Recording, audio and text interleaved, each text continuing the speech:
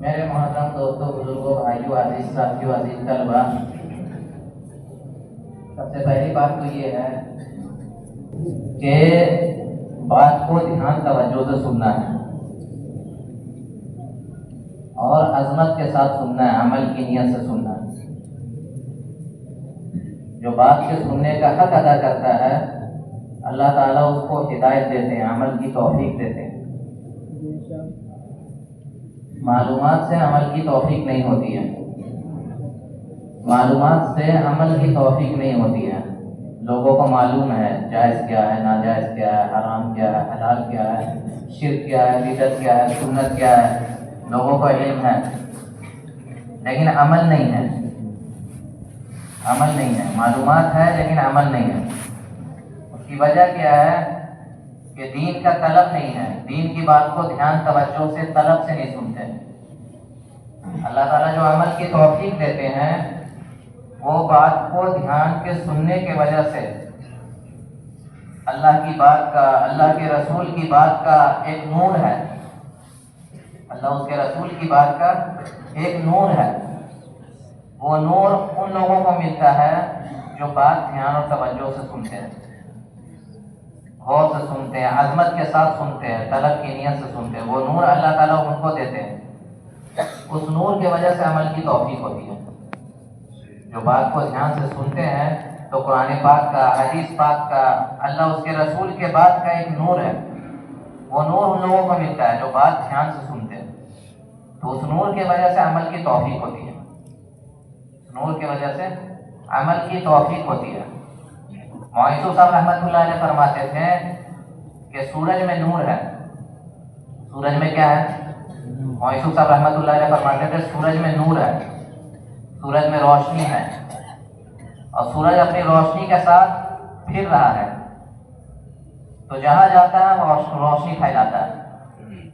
سورج جہاں جائے گا وہاں روشنی ہوگی، کیوں؟ کیونکہ اس میں نور ہے، جہاں بھی جائے گا نور ہوگا، روشنی ہوگا۔ سورج روشنی کے ساتھ پھر رہا ہے۔ اگر سورج میں تاریکی ہوتی، اندھیرا ہوتا، ظلمت ہوتا، تو سورج جہاں بھی جاتا اس سے اندھیرا پھیلتا ہے۔ تو حضرت جی فرماتے تھے کہ اپنے اندر نور پیدا کرو۔ حضرت جی کیا فرماتے تھے کہ اپنے اندر نور پیدا کرو۔ کسی انسان کے اندر میں نور نہیں ہوتا ہے، کسی انسان کے اندر میں نور نہیں ہوتا ہے، لیکن نورانی اعمال سے اس کے اندر میں نور آتا ہے۔ نورانی اعمال سے انسان کے زندگی میں، انسان کے اندر میں نور آتا ہے۔ پیدائشی طور پر کسی میں نور نہیں ہے، لیکن نورانی اعمال سے اس کے زندگی میں نور آتا ہے۔ پھر وہ جہاں جاتا ہے اس کے ذریعے سے نور پھیلتا ہے۔ نورانی اعمال کیا ہے؟ نورانی اعمال اللہ کے احکامات ہیں، اللہ کے نبی کے طریقے ہیں، فرائض ہیں۔ گناہوں سے اپنے آپ کو بچانا ہے، اور جو گناہوں میں اپنے آپ کو ملوث کر لیتا ہے تو پھر اس کے اندر ظلمت پیدا ہوتی ہے، تاریکی پیدا ہوتا ہے، پھر وہ جہاں جاتا ہے اس کے ذریعے سے اندھیرا پھیلتا ہے۔ تو سورج کی طرح بننا ہے ہم لوگوں کو۔ کیا بننا ہے؟ سورج کی طرح اپنے اندر نور پیدا کرنا ہے، پھر جہاں جائیں گے وہاں ہمارے ذریعے سے نور پھیلے گا۔ تو حضرت جی فرماتے تھے کسی انسان کے اندر میں نور نہیں ہوتا ہے، نورانی اعمال سے اس کے اندر نور آتا ہے، زندگی میں نور آتا ہے۔ اللہ اس کے رسول والے اعمال اخلاص کے ساتھ کرنے سے، اخلاص کے ساتھ کرنے سے، اللہ نے جو احکام بتائے ہیں، اللہ کے نبی کے جو طریقے ہیں اس کے مطابق زندگی گزارنے سے انسان کے زندگی میں نور آتا ہے۔ پھر وہ جہاں جاتا ہے اس کے ذریعے سے نور پھیلتا ہے، اس کے ذریعے سے ہدایت پھیلتی ہے، بھلائی پھیلتی ہے، اللہ اس کو خیر کا ذریعہ بناتے ہیں۔ تو جتنا اپنے آپ کو نورانی اعمال میں لگائیں گے اتنا نور آئے گا، اور جتنے آپ کو گناہوں میں لگائیں گے اتنا ظلمت آئے گا۔ اس لیے بات کو دھیان سے سننا ہے۔ اللہ تعالیٰ کا فضل و کرم ہے، احسان ہے کہ اللہ تعالیٰ نے ہم لوگوں کو اپنے علم کے لیے قبول کیا ہے اس پرفتن دور میں۔ یہ اللہ کا بہت بڑا احسان ہے، اس پر اللہ کا شکر ادا کریں۔ جس وقت ساری دنیا کے انسان حقیر دنیا کے پیچھے بھاگ رہی ہے، حقیر دنیا کی محنت میں لگی ہوئی ہے، ایسے وقت میں، ایسے ماحول میں اللہ نے ہم لوگوں کو اپنے علم کے لیے قبول کیا. یہ اللہ کی بہت بڑی نعمت ہے. علم اور اسلام یہ بہت بڑی نعمت ہے. اس کو ہم نعمت نہیں سمجھتے ہیں. ایمان کی نعمت، اسلام کی نعمت، علم کی نعمت. اس نعمت پر جنت کی ساری نعمت موقوف ہے. آخرت کی ساری نعمت اسی پر موقوف ہے. ہم صرف کھانے پینے کی چیزوں کو اور صحت کو نعمت سمجھتے ہیں. یہ بھی نعمت ہے، صحت بھی نعمت ہے، کھانے پینے کی چیزیں بھی نعمت ہے. لیکن اصل نعمت ہے ایمان اور علم. اس پر شکر ادا ہونا چاہیے کہ اللہ آپ کا شکر ہے، آپ نے ایسے دور میں جس وقت ہر انسان دنیا کے پیچھے بھاگ رہا ہے اپنے علم کے لیے قبول کیا. علم صرف وہی ہے جو اللہ کے نبی لے کر آئے ہیں. اس کے علاوہ جو کچھ ہے سب مال کمانے کا ذریعہ ہے یا ضرورت ہے، علم نہیں ہے. علم صرف وہی ہے جو حضرت محمد صلی اللہ علیہ وسلم لے کر آئے ہیں. اس کے علاوہ جو کچھ ہے سب مال کمانے کا ذریعہ ہے، علم نہیں ہے. علم صرف وہی ہے جو اللہ کے نبی لے کر آئے، جو حدیث میں بتایا گیا، جو قرآن میں بتایا گیا، جو شریعت میں بتایا گیا، وہی علم ہے. اس کے علاوہ جو کچھ بھی ہے وہ سب مال کمانے کا ذریعہ ہے یا اس کا تعلق ضرورت سے ہے، علم نہیں ہے. قبر کا 3 سوال پورے علم کا خلاصہ ہے. قبر کا 3 سوال پورے علم کا خلاصہ ہے. پورے علم کا خلاصہ قبر کے 3 سوال ہیں: من ربک، من نبیک وما دینک. من ربک، من نبیک وما دینک. کہ اپنے اللہ کو کتنا پہچانا، اپنے خالق مالک کو کتنا پہچانا، اپنے نبی کی سنتوں کو کتنا جانا اور شریعت کو کتنا جانا. یہی 3 چیز علم ہے. من ربک، من ربک کا مطلب اپنے اللہ کو کتنا پہچانا. من نبیک، اپنی نبی کی سنتوں کو کتنا جانا. وما دینک، اور شریعت کو کتنا جانا. شریعت کو کتنا جانا. اللہ کو پہچاننا، نبی کی سنتوں کو جاننا اور شریعت کو جاننا. اللہ کو پہچاننا، نبی کی سنتوں کو جاننا اور شریعت کو جاننا. یہی 3 چیز علم ہے. علم کا خلاصہ یہی 3 چیز ہے. قبر کے 3 سوال. قبر کے 3 سوال علم کا خلاصہ ہے. قبر میں اس کا سوال نہیں ہے کہ تم ڈاکٹری میں کیا پڑھ کے آئے ہو، تم انجینئرنگ میں کیا پڑھے ہو، تم سائنس میں کہاں تک پڑھے ہو. اس کا کوئی سوال قبر میں نہیں ہے کہ سائنس میں کیا پڑھے، ڈاکٹری میں کیا پڑھے، انجینئرنگ میں کیا پڑھے. اس کا کوئی سوال قبر میں نہیں ہے. قبر میں تو یہ سوال ہے کہ اپنے مالک کو کتنا پہچانا، اپنے خالق کو کتنا پہچانا، اپنے نبی کی سنتوں کو کتنا جانا، شریعت کو کتنا جانا. میرے کہنے کا یہ مطلب نہیں ہے اگر کوئی اس مجمع میں ایسا ہے جو دنیاوی فنون حاصل کر رہا ہے، ڈاکٹری سائنس پڑھ رہا ہے، تو اس کو پڑھنا چاہیے، حاصل کرنا چاہیے. ٹھیک ہے، حاصل کرے، ڈاکٹری انجینئرنگ پڑھے، حاصل کرے، لیکن ضرورت سمجھ کے حاصل کرے. اس کو علم نہ سمجھے. اس کو علم سمجھنا جہالت ہے. ڈاکٹری انجینئرنگ سائنس کو علم سمجھنا جہالت ہے. جہالت ہے. یہ دنیا میں ہر سیکھے جانے والی چیز کو علم سمجھنا جہالت ہے. دنیا میں ہر سیکھے جانے والی چیز کو علم سمجھنا جہالت ہے. یہ ضرورت ہے. یہ علم صرف وہی ہے جو اللہ کے نبی لے کر آئے. تو میرا کہنے کا مطلب یہ نہیں کہ اس کو حاصل نہ کرے، اس کو حاصل کرے، لیکن ضرورت سمجھ کے حاصل کرے، علم نہ سمجھے. قرآن حدیث میں جو علم کی فضیلت آئی ہے، قرآن حدیث میں علم کے بارے میں جو ثواب بتایا گیا ہے، وہ اس علم کے بارے میں ہے جو اللہ کے نبی لے کر آئے. ان ثواب کو، ان فضیلتوں کو اس سے نہ جوڑے، دنیاوی چیزوں سے نہ جوڑے، ورنہ دھوکہ میں ہم رہیں گے. کہاں رہیں گے؟ دھوکہ میں رہیں گے ہم. اگر اس کو علم سمجھیں گے، دنیاوی چیزوں کو علم سمجھیں گے، دنیاوی فنون کو علم سمجھیں گے، تو ہم پھر دھوکے میں. اور دھوکہ کہاں کھلے گا؟ دھوکہ کھلے گا قبر میں. دھوکہ کہاں کھلے گا؟ دھوکہ کھلے گا قبر میں. کہ قبر میں سوال نہیں ہوگا کہ ڈاکٹری کیا پڑھے، انجینئرنگ کیا پڑھے، سائنس کیا پڑھے. وہاں یہ دھوکہ کھل جائے گا. قبر میں یہ دھوکہ کھل جائے گا. وہاں اس کا کوئی سوال نہیں ہے. کہ دنیا تم کتنا حاصل کرتا ہے، وہاں تو سوال ہے کہ اللہ کو کتنا پہچانا، اپنے خالق کو کتنا پہچانا، اپنے نبی کی سنتوں کو کتنا جانا، شریعت کو کتنا جانا۔ ایک بات یہ ہے کہ کسی علم صرف وہی ہے جو اللہ کے نبی لے کر آئے ہیں، اور جتنے بھی فضیلت ہے، جتنے بھی اللہ کے وعدے ہیں، سب اسی علم کے ساتھ ہے جو اللہ کے نبی لے کر آئے ہیں۔ تو علم اللہ تعالیٰ کے صفات میں سے ایک صفت ہے، علم اللہ تعالیٰ کے صفات میں سے ایک صفت ہے۔ اللہ تعالیٰ کی اس صفت کو حاصل کرنے کے لیے تقوی شرط ہے۔ اللہ تعالیٰ کے علم والی صفت کو حاصل کرنے کے لیے تقوی شرط ہے۔ تقوی کے بغیر علم نہیں آتا، تقوی کے بغیر علم نہیں آتا، تقوی شرط ہے علم حاصل کرنے کے لیے۔ ظاہری استعداد کا نام علم نہیں ہے، علم معلومات کا نام نہیں ہے، معلومات الگ چیز ہے اور علم الگ چیز ہے، معلومات الگ چیز ہے اور علم الگ چیز ہے۔ علم عمل کا نام ہے۔ ہم ابھی جو پڑھ رہے ہیں، ہم اور آپ جو ابھی پڑھ رہے ہیں، یہ ہم سے پہلے والوں کا عمل ہے۔ ہم ابھی جو پڑھ رہے ہیں ہم سے پہلے والوں کا عمل ہے، ہم سے پہلے والوں کا عمل ہمارے لیے علم بنا ہے، ہم سے پہلے والوں کا عمل ہمارے لیے علم بنا ہے، ہمارے بعد والوں کے لیے علم وہ بنے گا جو ہم عمل کریں گے، ہمارے بعد والوں کے لیے علم وہ بنے گا جو ہم عمل کریں گے، ہمارا عمل ہمارے بعد والوں کے لیے علم بنے گا۔ اور ابھی جو ہم پڑھ رہے ہیں وہ ہم سے پہلے والوں کا عمل ہے۔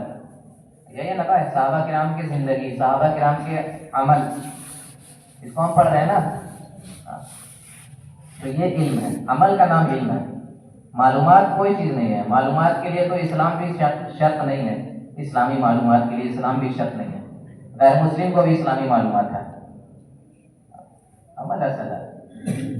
غیر محرم پر نظر پڑتے ہی، غیر محرم پر نظر پڑتے ہی اگر نظر نہیں ہٹتا ہے اور نظر نہیں جھکتا ہے تو پھر آپ کے پاس، میرے پاس معلومات ہے، علم نہیں ہے۔ غیر محرم پر نظر پڑتے ہی اگر نظر نہیں ہٹتا ہے، نظر نہیں جھکتا ہے تو پھر معلومات ہے، علم نہیں ہے، پھر یہ عالم نہیں ہے۔ یہ اللہ فرما رہے ہیں کہ حقیقت میں اللہ کے بندوں سے، اللہ کے بندوں میں اللہ سے ڈرنے والے علماء ہی ہیں۔ انما یخشی اللہ من عبادہ العلماء، کہ حقیقت میں اللہ سے ڈرنے میں، اللہ سے ڈرنے والے وہ ہیں، وہ بندے ہیں جو علماء ہیں۔ علماء ہی حقیقت میں اللہ سے ڈرتے ہیں۔ تو علم عمل کا نام ہے، علم عمل کا نام، معلومات کا نام علم نہیں ہے۔ جھوٹ کی فضیلت، جھوٹ کی وعیدیں ہم جانتے ہیں، جھوٹ بولنے کی کتنی وعید ہے۔ اگر جھوٹ سے ہم نہیں بچ رہے ہیں تو پھر ہم معلومات پر ہیں، علم پر نہیں ہے۔ ہم کیا ہیں؟ ہمارے پاس معلومات ہے، علم نہیں ہے۔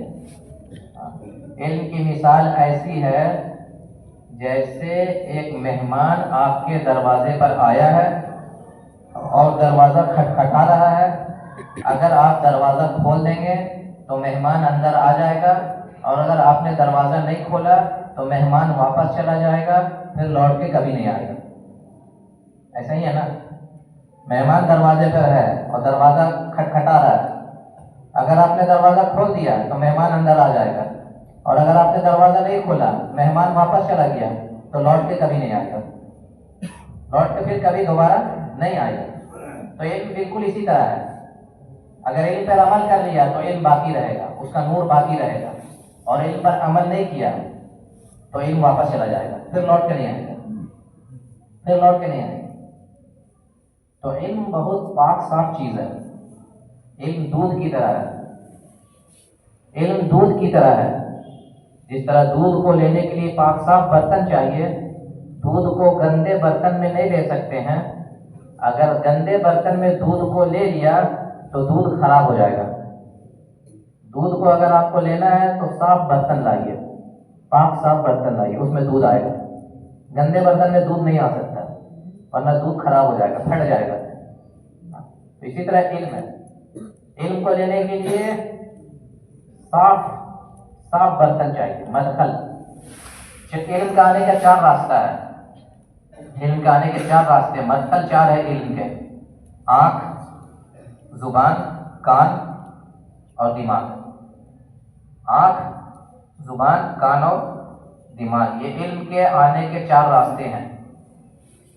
زبان، آنکھ، کان اور دماغ، ان چاروں چیزوں کو پاک صاف رکھنا ہوگا گناہوں سے. ان چاروں چیزوں کو کیا کرنا ہوگا؟ یہ علم کا آنے کا راستہ ہے، اس کو صاف رکھنا ہوگا. آنکھ کو صاف رکھنا ہوگا گناہوں سے، ذہن کو پاک صاف رکھنا ہوگا گناہوں سے، کان کو پاک صاف رکھنا ہوگا گناہوں سے، زبان کو پاک صاف رکھنا ہوگا گناہوں سے. آنکھ، کان، زبان اور دماغ، ان چاروں چیزوں کو پاک صاف رکھنا ہوگا، تب علم آئے گا ان راستے سے، ورنہ علم نہیں آئے گا. علم نہیں آئے گا. تو علم کو حاصل کرنے کے لیے تقویٰ شرط ہے. علم عمل کا نام ہے. علم عمل کا نام ہے، معلومات کوئی چیز نہیں. اس لیے قیامت میں سب سے اونچا درجہ اس کا ہوگا جو جتنا زیادہ عمل والا ہوگا. ایسا نہیں ہے قیامت میں، اللہ کے یہاں ایسا نہیں ہے کہ جو جتنا زیادہ جانتا ہے اس کا اتنا اونچا درجہ، ایسا نہیں نا ہے.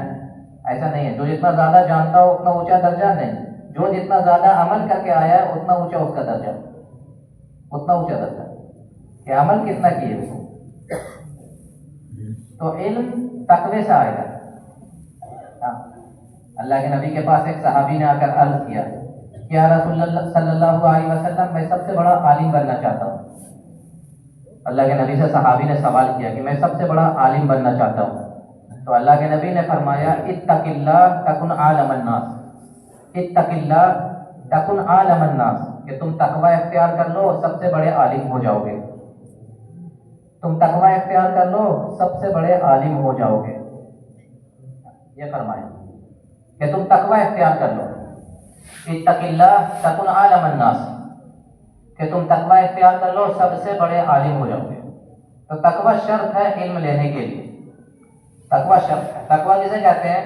تقوی کہتے ہیں گناہوں سے بچنا، اپنے آپ کو گناہوں سے محفوظ رکھنا، اللہ سے تنہائی میں ڈرنا، اللہ کے ناراضگی سے ڈرنا. یہ ہے تقوی. کیا ہے تقوی؟ اللہ کے ناراضگی سے ڈرنا کہ کہیں اللہ ناراض نہ ہو جائے. گناہوں سے بچنا تقوی ہے. چھوٹے گناہوں پر غمگین رہا کیجیے. کیا رہا کیجیے؟ جو لوگ چھوٹے گناہوں پر غمگین رہتے ہیں وہ ہمیشہ توبہ کی طرف رہتے ہیں، اور جو لوگ چھوٹے گناہوں سے خوش ہو جاتے ہیں اور چھوٹے گناہوں پر بے فکر رہتے ہیں وہ بڑے گناہوں کی طرف چلے جاتے ہیں. چھوٹے گناہوں سے خوش رہنا، چھوٹے گناہوں پر بے فکر رہنا بڑے گناہوں کی طرف لے جانے کا ذریعہ ہے. سمجھ بات؟ اور چھوٹے گناہوں سے غمگین رہنا، چھوٹے گناہوں سے غمگین رہنا بڑے گناہوں سے بچے رہنے کا ذریعہ ہے. سچی بات ہے. جو لوگ چھوٹے گناہوں سے خوش رہتے ہیں، چھوٹے گناہوں سے بے فکر رہتے ہیں، وہ کسی نہ کسی بڑے گناہ میں مبتلا ہو جاتے ہیں. جو لوگ ایسا ہو ہی نہیں سکتا ہے کہ ایک آدمی چھوٹے گناہ سے خوش ہو اور بڑے گناہ میں مبتلا نہ ہو. ایسا نہیں ہو سکتا. ایک آدمی چھوٹے گناہ سے خوش ہو اور بڑے گناہ میں مبتلا نہ ہو، ایسا نہیں ہو سکتا. جو بھی چھوٹے گناہ سے خوش ہوگا وہ کسی نہ کسی بڑے گناہ میں مبتلا ہو جائے گا. پکی بات ہے. تو کیا رہیے؟ اپنے چھوٹے گناہوں سے غمگین رہیے. چھوٹے گناہوں پر غمگین رہنا، ہمیشہ توبہ کی طرف رہنا ہے. توبہ کی طرف آنے کی علامت ہے یہ. توبہ کی طرف آنے کی علامت ہے یہ، چھوٹے گناہوں پر غمگین رہنا اور چھوٹے گناہوں سے خوش ہو جانا، بے فکر ہو جانا توبہ سے دور ہو جانے کی علامت ہے، بڑے گناہوں کی طرف جانے کا ذریعہ ہے. جو اپنے چھوٹے گناہوں کو بڑا سمجھتا ہے، جو اپنے چھوٹے گناہوں کو بڑا سمجھتا ہے تو اس کے چھوٹے گناہ ختم ہو جاتے ہیں، چھوٹے گناہ بھی چھوٹے ہو جاتے ہیں. اور جو اپنے بڑے گناہوں کو بھی چھوٹا ہے، بڑے گناہوں کو چھوٹا نہیں سمجھتا ہے تو اس کے بڑے گناہ اور بڑے ہو جاتے ہیں. چھوٹے گناہ کو کیا سمجھا؟ بڑا، تو اس کا چھوٹا گناہ اور چھوٹا ہو جائے گا. اور جو بڑے گناہ کو بھی چھوٹا نہیں سمجھ رہا ہے تو اس کا بڑا گناہ اور بڑا ہو جائے گا. تو چھوٹے گناہوں کو بڑا سمجھیے، اس سے غمگین رہیے، چھوٹے گناہوں پر خوش مت ہوئیے. یہ ہے تقویٰ. تو ہمیشہ توبہ کی طرف رہیے گا، ورنہ اگر چھوٹے گناہوں پر خوش ہو گئے تو پھر وہ بڑے گناہوں کی طرف لے جانے کا ذریعہ ہے۔ تو ایک بات یہ ہے، تقویٰ کے ساتھ علم آئے گا۔ اللہ تعالیٰ قرآن میں فرما رہے ہیں اتق، ہے نا، کون سی آیت ہے؟ وَمَن يَتَّقِ اللَّهَ وَمَن يَتَّقِ اللَّهَ يَجْعَل لَّهُ مَخْرَجًا وَيَرْزُقْهُ مِنْ حَيْثُ لَا يَحْتَسِبُ وَمَن يَتَوَكَّلْ عَلَى اللَّهِ فَهُوَ حَسْبُهُ، کہ جو تقویٰ اختیار کرے گا ہم اس کو ایسی جگہ سے روزی دیں گے کہ اس کو گمان بھی نہیں ہوگا، اور جو اللہ پہ بھروسہ کر لیتا ہے اللہ اس کے لیے کافی ہے۔ من يتق اللہ، اور ایک جگہ اللہ تعالیٰ فرماتا ہے تقویٰ اختیار کرو، اللہ تمہارے کاموں میں آسانی پیدا کر دیں گے، کاموں میں اللہ آسانی پیدا کر دیں گے تقویٰ۔ تو علم تقوی سے آئے گا۔ ظاہری استعداد کا نام تقویٰ نہیں ہے۔ اگر ظاہری استعداد کا نام علم ہوتا تو آپ یہ نہیں فرماتے کہ تقویٰ اختیار کر لو تم سب سے بڑے عالم ہو جاؤ، یہ نہیں فرماتے۔ تو اپنے آپ کو گناہوں سے بچانا، گناہ صغیرہ جو ہے علم کو بھلا دیتا ہے۔ گناہ صغیرہ کیا کرتا ہے؟ علم کو بھلا دیتا ہے، اور گناہ کبیرہ علم سے محروم کر دیتا ہے۔ گناہ صغیرہ علم کو بھلا دے گا، اور گناہ کبیرہ علم سے محروم کر دے گا، ذہن کو کند کر دیتا ہے۔ عصیان جو ہے نا، عصیان نسیان پیدا کرتا ہے۔ عصیان کیا پیدا کرتا ہے؟ نسیان کیا پیدا کرتا ہے؟ عصیان، بھول، نافرمانی بھول پیدا کرتی ہے۔ عصیان نسیان پیدا کرے گا، نافرمانیاں یہ بھول پیدا کرتی ہے، بھولنے کی بیماری گناہوں میں پیدا ہوتی ہے۔ تو گناہ کبیرہ اور گناہ صغیرہ دونوں سے اپنے آپ کو محفوظ رکھیں۔ یہ نہیں کہ میرا پڑھنے کا زمانہ ہے، عمل ہم بعد میں کریں گے۔ ایک اللہ کی اطاعت، اللہ رسول کی اطاعت، اور دوسرا اللہ کے بندوں کو اللہ رسول کی اطاعت کی طرف لانا، یہی دو مقاصد ہے علم کے، تیسرا کچھ نہیں ہے۔ علم کے حاصل کرنے کا یہی دو مقصد ہے، اللہ رسول کی پوری اطاعت اور اللہ کے بندوں کو اللہ کی اطاعت کی طرف لانا، یہ علم کا موضوع ہے، علم کا مقصد ہے۔ پڑھانا امانت کا ادا کرنا۔ تو علم اس لیے حدیث میں کہا گیا العلم و علمان، آپ نے فرمایا کہ علم دو قسم کا ہے۔ آپ نے فرمایا علم دو قسم کا ہے، ایک علم ہے دل کا، علم علمان، العلم و علمان، علم فی القلب، ایک علم ہے دل کا، اور علم فی النفس، اور ایک علم ہے زبان کا۔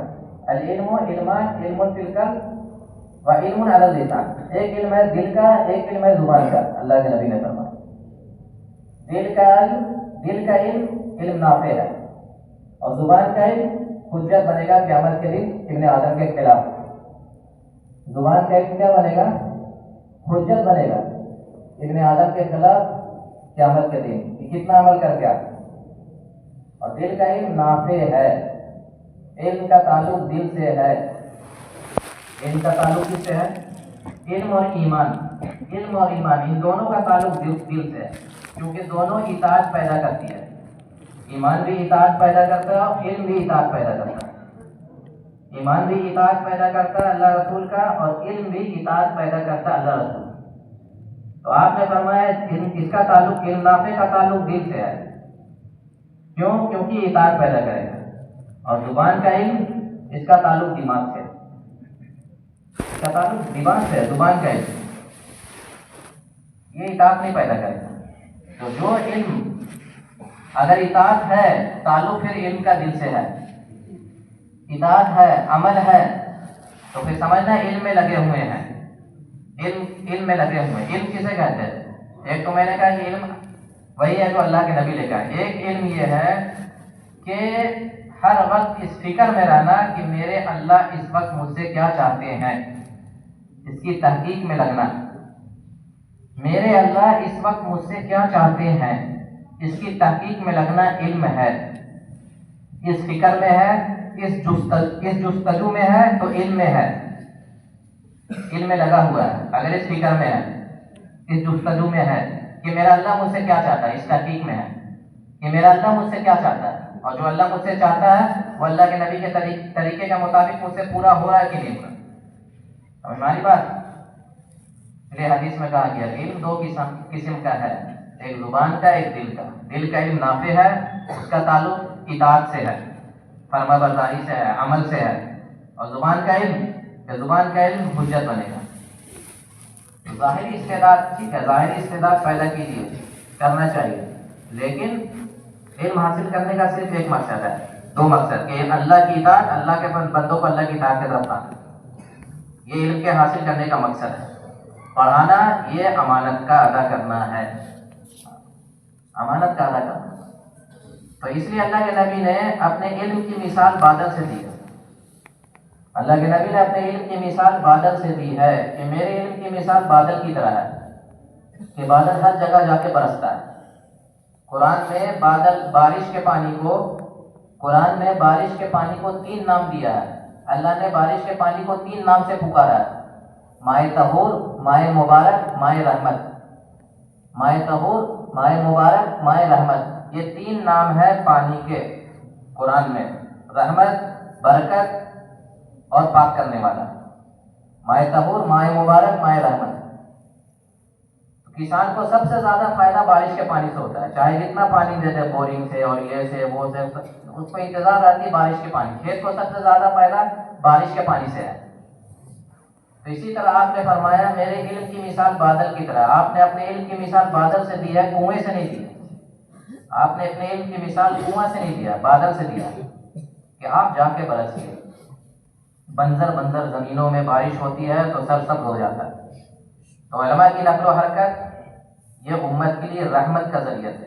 علم کو لے کر علماء، طلباء حرکت میں آئیں گے تو یہ امت کے لیے رحمت کا، برکت کا، پاک ہونے کا ذریعہ ہے، پاک ہونے کا ذریعہ، امت کی حالت سے نکلنے کا ذریعہ۔ دین سیکھنے کا کام نہیں ہے یہ دین سیکھنے کا کام نہیں ہے۔ اس کام کے ہلکا بنانے کی ایک وجہ یہ بھی ہے کہ ہم اس کام کو دین سیکھنے کا کام سمجھتے ہیں، دین سیکھنے کا کام نہیں ہے۔ امت کو جہالت سے نکالنا اس کام کے بنیادی مقاصد میں سے ہے۔ امت کو کہاں سے نکالنا؟ جہالت سے نکالنا، یہ اس کام کے بنیادی مقاصد میں سے۔ ارتداد کو روکنا، ارتداد کو روکنا، امت کو جہالت سے نکالنا، اپنے ایمان عمل میں کمال پیدا کرنا، یہ کام کے بنیادی مقاصد میں سے ہے۔ سمجھ میں آ رہی بات؟ حضرت ابوبکر صدیق رضی اللہ تعالیٰ عنہ نے پورے مدینے کو جو خالی کیا تھا آپ کے وفات کے بعد، وہ دین سیکھنے کے لیے خالی نہیں کیا تھا۔ حضرت ابوبکر صدیق رضی اللہ تعالیٰ عنہ نے پورے مدینے کو جو خالی کر دیا تھا، ایک بھی مرد نہیں تھا مدینے میں، عورتیں تھیں، اور یہ کہا تھا کہ پورے مدینے میں ازواج مطہرات کو اور مدینے کی عورتوں کو کتے گھسیٹ کے لے جائیں ان کی لاشوں کو، تب بھی میں مدینے کو جماعتوں سے خالی کروں گا، روکوں گا نہیں۔ سب کو نکال دیا، خود بھی نکل گئے۔ تو دین سیکھنے کے لیے نکلے تھے صحابہ کرام، آپ جانتے ہیں، آپ کو معلوم ہے، جو مرتد ہو گئے تھے، جو زکوٰۃ دینے سے انکار کر چکے تھے، ان کو واپس لانے کے لیے مدینے کو خالی کیا تھا۔ نہیں بات، کس کے لیے مدینے کو خالی کیا تھا؟ مرتدین، مانعین زکوٰۃ، مانعین زکوٰۃ کو واپس لانے کے لیے، جنہوں نے زکوٰۃ دینے سے انکار کر دیا تھا۔ ایک فرض کے انکار کرنے پر پورے مدینے کو خالی کر دیا کہ نہیں، دین سیکھنے کے لیے خالی نہیں کیا تھا۔ ہم سب کو معلوم ہے کہ مدینہ جو خالی کیا گیا تھا وہ دین سیکھنے کے لیے نہیں کیا گیا، مرتدین ارتداد کو روکنے کے لیے کیا گیا تھا، ارتداد کو روکنے کے لیے کیا گیا تھا۔ سمجھ میں آ رہی ہے بات؟ خروجی ذریعہ ہے ارتداد کو روکنے کا، خروجی ذریعہ۔ یہاں تک ابو ہریرہ رضی اللہ تعالی عنہ اور عائشہ رضی اللہ تعالی عنہا، یہ دونوں حضرات فرماتے ہیں کہ اگر حضرت ابوبکر صدیق رضی اللہ تعالی عنہ خلیفہ نہیں بنائے جاتے تو دنیا میں اللہ کی عبادت نہیں ہوتی۔ ان دونوں حضرات کا قول ہے، حضرت ابو ہریرہ رضی اللہ تعالیٰ عنہ اور حضرت عائشہ رضی اللہ تعالیٰ عنہ، دونوں فرماتے ہیں کہ اگر حضرت ابوبکر صدیق رضی اللہ تعالیٰ عنہ خلیفہ نہیں بنائے جاتے تو دنیا میں اللہ کی عبادت نہیں ہوتی۔ کیوں؟ ان کے تقویٰ کی وجہ سے، ان کے توکل کی وجہ سے، ان کے تعلق مع اللہ کی وجہ سے، یہ کوئی وجہ نہیں، ان کی عبادت کی وجہ سے نہیں، یہ کوئی وجہ نہیں۔ وجہ صرف یہ ہے کہ ابوبکر صدیق رضی اللہ تعالیٰ عنہ نے رتی برابر بھی دین میں کمی آ جائے اس کو گوارا نہیں کیا آپ کے وفات کے بعد۔ یہ فرمایا ایوب کا الدین ما انا ہے، اور جماعتوں کو روانہ کرنے میں تاخیر نہیں کی۔ ہماری بات یہ وجہ تھی خروج۔ تو میرے دوستوں کو علماء کی نقل و حرکت یہ امت کے لیے رحمت کا ذریعہ ہے، برکت کا ذریعہ۔ امت علماء کے علم کو لے کر پھریں گے تو علم زندہ ہوگا، جہالت سے لوگ نکلیں گے، ارتداد ختم ہوگا۔ کیا ہوگا؟ ارتداد ختم ہوگا، آپ کو اپنے اندر علم کی قدر پیدا ہوگی، ورنہ دینی ماحول میں رہتے رہتے، علمی ماحول میں رہتے رہتے علم کی ناقدری ہو جاتی ہے۔ علمی ماحول میں رہتے رہتے اور دینی ماحول میں رہتے رہتے دین کی ناقدری ہو جاتی ہے، علم کی ناقدری ہو جاتی ہے۔ جیسے مال والوں کو مال کی ناقدری ہو جاتی ہے، جب وہ غریبوں میں جاتے ہیں تو ان کو احساس ہوتا ہے اپنا مال کا، تب ان کے اندر قدر پیدا ہوتی ہے اپنے مال کا، ورنہ مال کے ماحول میں رہتے رہتے مال کی ناقدری ہو جاتی ہے۔ جب کہاں جاتے ہیں؟ غربا میں، مسکینوں میں، یتیموں میں، غریبوں میں جب جاتے ہیں تو وہاں دیکھتے ہیں مالدار کہ اللہ یہاں تو ایک وقت کھانے کا نہیں ہے اور آپ نے مجھے اتنا دیا ہوا ہے، تو قدر پیدا ہوتی ہے۔ یہاں تو ایک وقت کھانے کا نہیں ہے اور آپ نے مجھے اتنا دیا ہے، تو پھر اپنے مال کی قدر ہوتی ہے۔ اسی طرح علم کے ماحول میں رہتے رہتے علم کی ناقدری ہو جاتی ہے۔ جب جاتے ہیں وہاں جہاں ارتداد ہے، جہاں جہالت ہے، اور جب دیکھتے ہیں کہ اللہ یہاں تو کوئی کلمہ سکھانے والا بھی نہیں ہے اور آپ نے مجھے اتنا علم دیا ہے، آپ نے مجھے اتنا علم دیا ہے، یہاں تو لوگ کلمہ تک نہیں جانتے اور کوئی کلمہ سکھانے والا نہیں ہے، اور میرے پاس اتنا علم، اتنا دینی مدرسہ، اتنا علمی ماحول، تو پھر علم کی قدر پیدا ہوگی۔ اور ہماری بات جب جہالت میں جائیں گے، ارتداد کے ماحول میں جائیں گے تو پھر علم کی قدر پیدا ہوگی، ورنہ علم کے ماحول میں رہتے رہتے علم کی ناقدری ہو جاتی ہے۔ علم کے ماحول میں رہتے رہتے کیا ہو جاتی ہے؟ علم کی ناقدری، اور قدر وہاں پیدا ہوتی ہے جہاں علم نہیں ہے، کہ اللہ یہاں تو لوگ کچھ جانتے نہیں ہیں، غسل کے فرائض تک نہیں جانتے ہیں اور آپ مجھے اتنا ہی علم دے رکھے ہیں، تو پھر علم کا احساس ہوتا ہے۔ تو میرے دوستوں بزرگوں، علماء اپنے علم کو لے کر حرکت میں آئے، طلبہ اپنے علم کو لے کر حرکت میں آئے، کہ اللہ کے راستے کی محنت سے بڑھ کر اللہ کے قرب کا کوئی ذریعہ نہیں ہے۔ مولانا الیاس صاحب رحمۃ اللہ علیہ فرماتے تھے کہ اللہ کے راستے کی محنت سے بڑھ کر اللہ کے قرب کا کوئی ذریعہ نہیں ہے، کوئی ذریعہ نہیں ہے۔ یہ کام پوری امت کا کام ہے، اللہ رسول کا کام ہے، مولانا الیاس صاحب رحمۃ اللہ علیہ کا کام نہیں ہے۔ یہ مولانا صاحب رحمۃ اللہ علیہ فرماتے دنیا سے چلے گئے کہ کام وہی ہے جو صحابہ کا تھا، کام وہی ہے جو صحابہ کا تھا۔ تو یہ ہمارا آپ کا کام نہیں ہے، یہ تو اللہ اس کے رسول کا کام ہے، اللہ اس کے رسول کا کام ہے، اللہ اس کے رسول کا کام ہے۔ مولانا الیاس صاحب رحمۃ اللہ علیہ بیٹھے ہوئے تھے مسجد میں، علماء کرام، بڑے بڑے علماء کرام بیٹھے ہوئے تھے، تو مولانا صاحب رحمۃ اللہ علیہ گزر رہے تھے، تو مولانا الیاس صاحب رحمۃ اللہ علیہ نے مولانا صاحب رحمۃ اللہ علیہ کو بلایا اور فرمایا مولانا صاحب رحمۃ اللہ علیہ سے کہ بتاؤ میرے مرنے کے بعد اس کام کو میرا کام سمجھ کے کرو گے کہ نہیں کرو گے؟ تو مولانا صاحب رحمۃ اللہ علیہ نے کہا کہ نہیں، آپ کا کام سمجھ کے نہیں کریں گے۔ دوسرے بار پھر پوچھا کہ بتاؤ میرے مرنے کے بعد اس کام کو میرا کام سمجھ کے کرو گے کہ نہیں کرو گے؟ انہوں نے پھر یہی کہا کہ نہیں، آپ کا کام سمجھ کے نہیں کریں گے۔ تیسرے بار پھر پوچھا زور سے ڈانٹ کے کہ بتاؤ میرے مرنے کے بعد اس کام کو میرا کام سمجھ کے کرو گے کہ نہیں کرو گے؟ تو مولانا صاحب رحمۃ اللہ علیہ نے جواب دیا کہ آپ کا کام سمجھ کے نہیں کریں گے، اللہ اس کے رسول کا کام سمجھ کے کریں گے۔ یہ کہا اور اٹھ کے چل گئے کہ آپ کا کام سمجھ کے نہیں کریں گے، اللہ اس کے رسول کا کام سمجھ کر کریں گے، یہ کہا اور اٹھ کے چلے گئے۔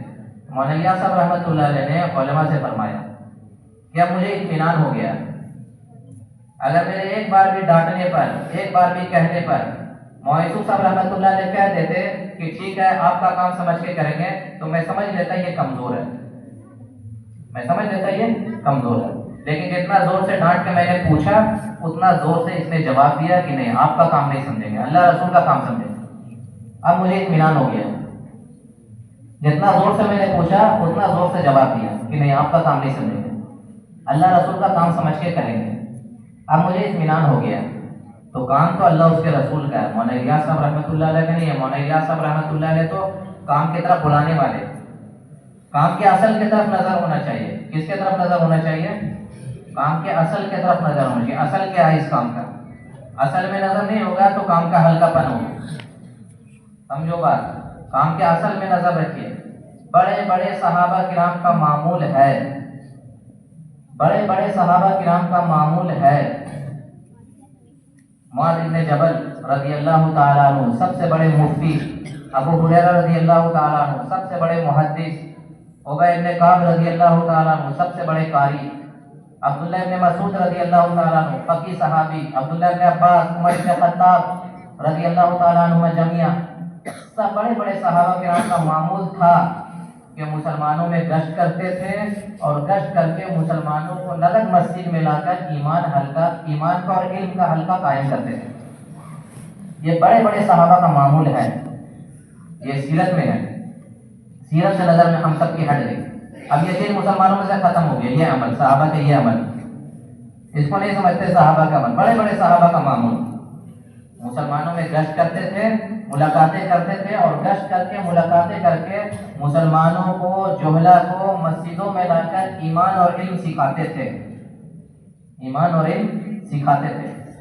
بڑے بڑے صحابہ کرام کا معمول۔ سوال اس کا نہیں ہے کتنے صحابہ نے کیا ہے، سوال اس کا نہیں ہے، کیا تو بہت سنے ہیں، ہم کسی ایک کی بھی اتباع کر لیں گے تو کامیاب ہو جائیں گے۔ یہ حدیث میں یہ نہ ہے الصحابی کالنجوم فی ایہم اقتدیتم اہتدیتم، الصحابی کالنجوم فی ایہم اقتدیتم اہتدیتم، کہ میرے صحابہ ستاروں کے مانند ہیں، مثل ستاروں کے ہیں، تم کسی ایک کی بھی اتباع کر لو گے تو تم کامیاب ہو جاؤ گے۔